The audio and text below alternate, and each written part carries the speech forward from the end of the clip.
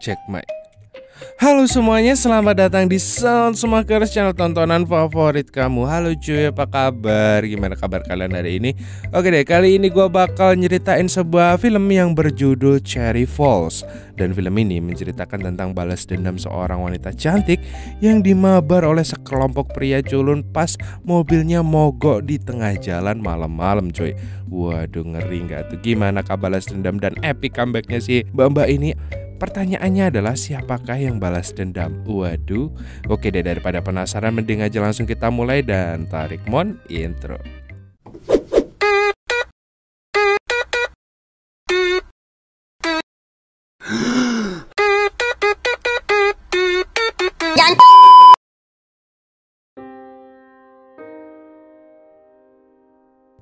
Di awal film terlihat Stacy dan cowoknya yang sedang intro belajar bersama di dalam sebuah mobil. Tapi sialnya tiba-tiba mereka dihentikan oleh sorotan mobil yang baru saja menghampiri mereka. Akhirnya cowoknya pun turun untuk melihat siapa yang datang. Ternyata saat ia menghampiri mobil itu, ia melihat seseorang berambut panjang hingga menutupi wajahnya. Dan tiba-tiba orang itu membuka pintu mobilnya dengan sangat kencang hingga si cowok terjatuh dan orang itu pun langsung mencoba men-COD-kannya dengan malaikat. Stacy yang berada di dalam mobil jadi sangat ketakutan. Sementara itu pacarnya terus memanggil-manggil namanya untuk meminta pertolongan. Stacy pun membukakan pintu mobil, tapi tiba-tiba orang itu menghampiri pacarnya lagi dan langsung men-COD-kan pacarnya ke malaikat di depan mata Stacy. Stacy pun lalu diseret keluar dan langsung di-COD-kan juga menyusul pacarnya. Oh my God.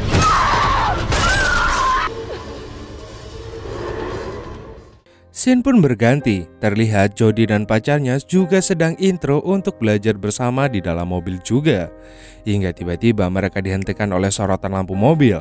Tapi kali ini orang itu adalah ibu dari Jody. Ia meminta anaknya untuk masuk ke dalam rumah karena sudah larut malam.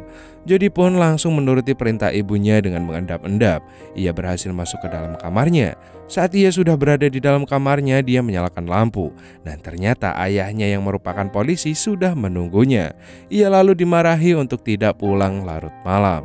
Saat dini hari, Jody terbangun dari tidurnya karena suara dering telepon rumahnya. Ternyata itu adalah telepon untuk ayahnya yang mengabari bahwa telah terjadi pembunuhan. Tanpa pikir panjang, sang ayah pun langsung bergegas ke TKP. Sesampainya di TKP, teman ayahnya memberitahu jika telah ditemukan dua orang mayat. Satu laki-laki dengan banyak tusukan dan satu wanita yang tertancap pohon. Dan ternyata keduanya adalah teman sekolah Jody. Polisi lalu menghubungi kepala sekolah untuk memberitahukan mengenai apa yang sudah terjadi. Di tempat lain, di rumah salah satu murid yang bernama Annette, saat kedua orang tuanya sedang pergi, dari kejauhan ada yang memperhatikan rumahnya. Tidak lama kemudian rumahnya diketuk oleh seorang wanita yang berpura-pura menjadi teman ibunya. Wanita itu ingin meninggalkan pesan untuk ibunya. Annette pun membuka pintu rumahnya dan tiba-tiba kepalanya langsung dibenturkan ke pintu sampai ia tidak sadarkan diri. 1,5 jam kemudian orang tua Annette pun pulang ke rumah. Sesampainya di rumah, mereka bingung kenapa pintu rumah mereka terbuka lebar. Mereka lalu mencari anaknya dan ibunya pun sangat kaget melihat bercak darah di dapur rumahnya. Ayahnya pun lalu menghampiri ibunya dan melihat ke arah atap dan tak disangkanya ternyata Annette sudah COD dengan cara digantung di kerangka lampu. Sementara itu, Jody dan ayahnya sedang berlatih untuk bela diri. Tiba-tiba mereka terhenti dikarenakan ada panggilan untuk ayahnya mengenai kasusnya Annette. Ia pun menuju rumah sakit untuk menanyakan hasil otopsi.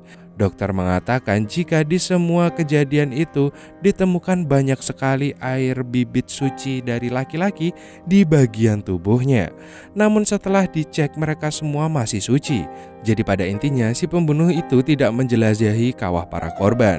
Polisi pun memberi kesimpulan jika pembunuhan itu mengincar para gadis yang masih suci. Saat dokter menjelaskan seperti itu, polisi itu langsung khawatir dengan anaknya. Keesokan harinya, ayahnya pun meminta rekan kerjanya untuk mengumpulkan semua orang tua murid untuk mengumumkan semua yang sedang terjadi akhir-akhir ini. Di tempat lain, saat Jody sedang mengumpulkan tugas esainya, ia merasa sedang diperhatikan oleh seseorang. Ia dan gurunya pun mencari keberadaan orang itu, tapi mereka tidak menemukannya. Kemudian saat polisi termasuk ayahnya Jody sedang mengumpulkan para orang tua murid, Kepala sekolah mencoba untuk menghentikan karena belum ada izin dari sekolah. Namun polisi tetap melakukannya karena ini genting. Polisi itu mengumumkan jika kasus pembunuhan di sekolah ini hanya membunuh anak yang masih perawan aja. Bersamaan dengan itu, Jody dan Timmy akhirnya melihat sosok orang asing. Timmy pun langsung menelpon dan memberitahu temannya menggunakan HP-nya Jody. Jody yang ditinggal pun mencari Timmy untuk mengambil kembali HP-nya. Saat sedang mencari, tiba-tiba terdengar bunyi HP-nya dan ia pun mencari sumber suara itu sampai di depan sebuah lemari. Ternyata perlahan Jody membuka lemari itu dan tak disangkanya Timmy sudah COD dengan malaikat. Jody pun langsung melarikan diri dan sialnya ia dikejar oleh psikopat itu. Akhirnya ia tertangkap dan dibenturkan ke loker sekolah. Ia tak sadarkan diri lalu dibawa ke ruang lab sekolahnya untuk dieksekusi. Tapi tiba-tiba ia tersadar dan langsung mencoba melarikan diri.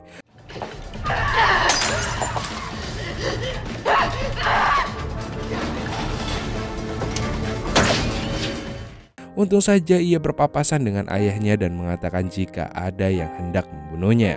Tanpa pikir panjang, ayahnya pun langsung mencari keberadaan psikopat itu. Namun sayang, ia sudah melarikan diri. Jody lalu dimintai keterangan oleh polisi tentang sosok psikopat itu. Ia lalu memberikan gambaran mengenai sosok tersebut. Dan setelah memberi keterangan, ayahnya menenangkannya dan memintanya untuk menunggu jemputan dari ibunya. Saat sedang menunggu ibunya, ayahnya masuk ke kantor untuk menelpon seseorang. Jody yang penasaran lalu menguping pembicaraan ayahnya lewat telepon yang ada di depannya.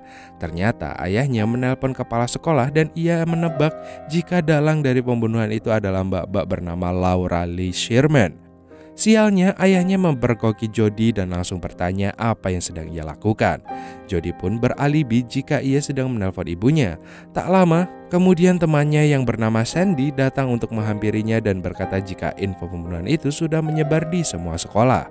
Karena semua anak takut dibunuh, mereka pun berencana untuk belajar bersama secara massal. Oh, solusi yang bagus. Pagi harinya saat di sekolah, tampak suasana sekolah yang biasanya semuanya cuek, kini jadi sangat akrab. Mereka saling menanyakan keadaannya dan kemudian ia bertemu dengan mantan pacarnya yang bernama Kenny. Kenny mengajaknya untuk ikut pesta. Namun ia menolak karena sudah janji pada ayahnya untuk pulang tepat waktu. Bahkan kini Jody dikawal oleh rekan ayahnya sejak kejadian ia hampir dibunuh itu. Saat istirahat sekolah, salah satu temannya berbagi pengalamannya tentang tata cara belajar bersama. Sementara itu, kepala sekolah yang mengetahui rencana murid-muridnya untuk mengadakan pesta lalu memberikan peringatan lewat toa bahwa ia akan memberikan hukuman yang berat jika sampai terjadi kegaduhan. Tapi sialnya pengumuman itu tidak dihiraukan karena saat bel pulang sekolah semua murid sangat gaduh karena mereka tak sabar melepaskan kesuciannya. Jody tidak mengikuti kegaduhan itu. Ia memilih untuk langsung pulang ke rumahnya. Dan sesampainya di rumah saat ia berbincang dengan ibunya, ia menanyakan nama Laura. Dengan sangat gugup ibunya menjawab tidak tahu. Jody yang sangat kepo pun dengan sosok Laura Sherman ini pergi ke perpustakaan untuk kepo-kepo. Saat dia sedang membaca sebuah artikel, ia dikagetkan dengan sebuah suara. Dengan perlahan ia mencari suara itu sambil membawa senjata di sepanjang lorong rak buku. Untung saja ternyata itu adalah ibunya. Ia langsung meminta ibunya untuk menceritakan siapa sosok Laura Sherman. Dengan perlahan sang ibu pun mulai menjelaskan. 25 tahun yang lalu saat ia masih SMA, ada seorang gadis bernama Laura Sherman yang dimabar paksa oleh 4 temannya yang sedang teler efek minum ciunya Mas Pono.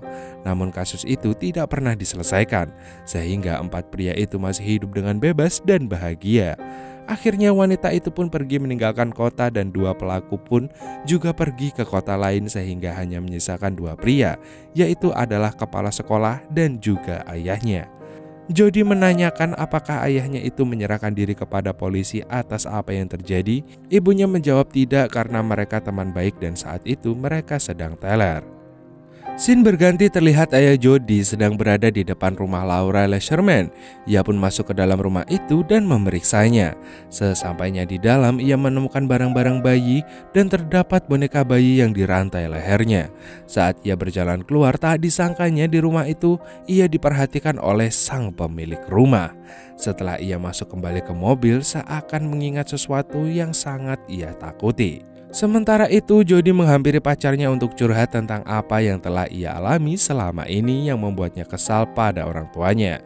Karena saking kesalnya, ia malah hendak menjelajahi pacarnya. Namun sayangnya pacarnya menolak karena ia tidak ingin melakukannya jika itu hanya sebagai pelampiasan rasa marahnya terhadap orang tuanya. Pacarnya juga mengatakan jika ia melihat Jody mulai menyukai gurunya. Jody yang mendengar itu pun langsung marah dan bete dan ia pun pergi meninggalkan pacarnya itu. Walah mas, masalah mas, gak gitu caranya.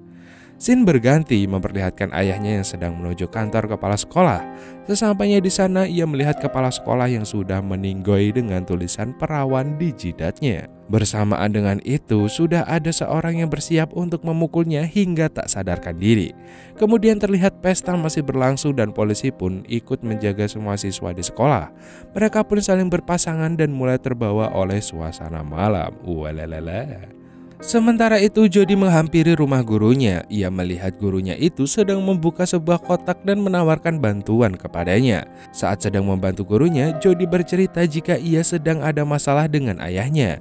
Dan tiba-tiba sang guru pun menendang kotaknya dan dibiarkan saja terjatuh ke dalam ruangan bawah tanah. Jody lalu bertanya, apa yang ada dalam kotak itu? Sang guru pun menjawab, mungkin aja itu ayahmu. Jody pun langsung bergegas membuka kotak itu dan gak disangkanya isinya benar-benar ayahnya. Jody yang melihat itu langsung berteriak dan ia dipukul hingga tak sadarkan diri. Saat Jody sudah sadar, ia berada di sebuah ruangan yang penuh dengan sajam. Ia lalu dibaringkan di sebuah kursi dengan kaki dan tangannya diberogol. Ayahnya lalu dipaksa menjelaskan tragedi 27 tahun yang lalu. Jika tidak mau maka Jody akan dilukai. Akhirnya ayah pun menceritakan yang sebenarnya terjadi. Dulu saat acara kelulusan sekolahnya, ia dengan ketiga temannya sedang mabuk-mabuk berat. Di perjalanan mereka tidak sengaja bertemu dengan Laura yang mobilnya mogok di pinggir jalan. Dan itu membuatnya sangat bersemangat untuk adu mekanik. Mereka pun berhenti di sana untuk menggoda Laura. Karena Brand sedang mabuk berat, akhirnya dia pun pingsan duluan. Sementara itu ketiga temannya yang dipimpin sang kepala sekolah memintanya untuk masuk ke dalam mobil. Namun ia menolaknya. Mereka pun terus berusaha menggodanya, tapi Laura berkata jika kepala sekolah itu sebenarnya suka mainan pisang. Karena tidak terima, mereka memaksanya untuk meminum ciunya Mas Pono dan langsung dimabar paksa. Brand yang saat itu tidak sadarkan diri lalu digotong ke atas tubuh Laura yang sudah tidak pakai apa-apa lagi. Setelah mendengarkan cerita itu, sang guru yang bernama Marlin Stone ini memberitahu jika ternyata ia adalah anak dari Laura hasil dari kasus tersebut. Satu-satunya orang yang peduli pada ibunya hanya Brand, sampai ia membuat surat bahkan puisi untuknya. Bahkan ia juga akhirnya diakui sebagai anaknya Brand. Tapi sayangnya sedari kecil setiap hari ia dipukuli oleh ibunya sendiri karena kebenciannya pada kasus tersebut. Saat Marlin Stone akan menyayatkan pisaunya, tiba-tiba bel rumahnya berbunyi. Ia pun langsung menuju pintu rumahnya. Ternyata itu adalah Kenny. Ia menanyakan di mana Jody berada. Sang guru pun bilang tidak tahu, tapi Kenny tidak percaya karena ia melihat sepeda Jody yang terparkir di halaman rumahnya. Karena merasa ada yang janggal, ia pun langsung menerobos masuk dan mengunci gurunya dari luar. Bersamaan dengan itu, ayah Jody berusaha memecahkan cermin di ruangan tersebut. Dan Kenny yang mendengar suara pecahan cermin langsung menuju ke ruang bawah tanah dan membuka ikatan tubuh Jody. Sementara itu, Marlin Stone telah berhasil membuka pintunya dengan kapak dan langsung menuju ruang bawah tanah. Sang ayah yang melihat kedatangannya pun langsung menghajar dan mencekiknya. Namun sialnya, Marlin Stone dapat membalikan keadaan dan akhirnya si ayah pun harus tepar. Kenny pun membawa Jody keluar dari tempat itu. Marlin Stone yang melihat itu pun langsung mengejar mereka, namun ia dihentikan oleh ayahnya yang menusuk kakinya hingga membuatnya nggak bisa berjalan. Untungnya mereka berhasil melarikan diri sampai sekolah. Di sana mereka bertemu dengan polisi lain dan menjelaskan jika ayahnya telah di-COD-kan ke malaikat oleh guru mereka yang gak lain dan gak bukan adalah pelaku pembunuhan selama ini. Para polisi langsung berkoordinasi untuk mengamankan sekolah. Dan saat polisi itu menunggu jawaban dari temannya, ia tak disangkanya Marlin Stone langsung menancapkan kapak di kepala polisi tersebut. Tanpa pikir panjang mereka langsung kabur ke dalam sekolah. Awalnya mereka mengira sekolah itu kosong, tapi ternyata di dalam banyak orang yang mereka semua sedang khidmat belajar bersama rame-rame. Jody pun berteriak jika guru mereka adalah pembunuh, dan gak lama kemudian Marliston datang dan mereka langsung berlari ketakutan.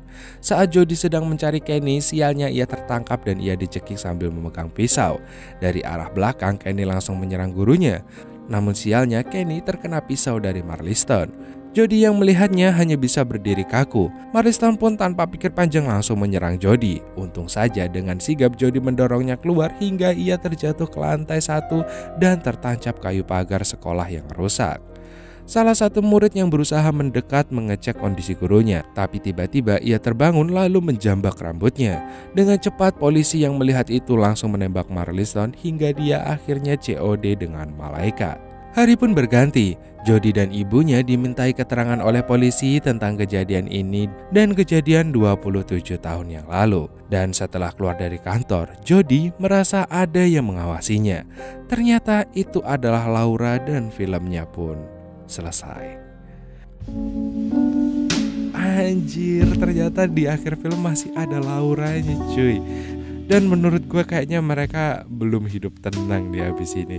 Tapi ya keren sih, overall film ini keren. Ya buat kalian yang suka film-film yang versi menegangkan kayak gini, mungkin ini bisa jadi tontonan, apalagi buat kalian yang suka film gore-gore gitu ya kan. Tapi ya menurut gue cukup keren sih meskipun adegan gorenya banyak. Tapi kalau menurut kalian gimana nih film ini? Dari sini kita bisa belajar cuy, untuk selalu berhati-hati dalam bertindak, jangan pernah nakal ya. Naskahnya gini amat anjir. Ya udah deh, buat kalian yang udah nonton video ini sampai akhir, terima kasih banyak, gua hargain banget. Dan sekian dulu dari Emon undur-undur. See you next time dan dadah.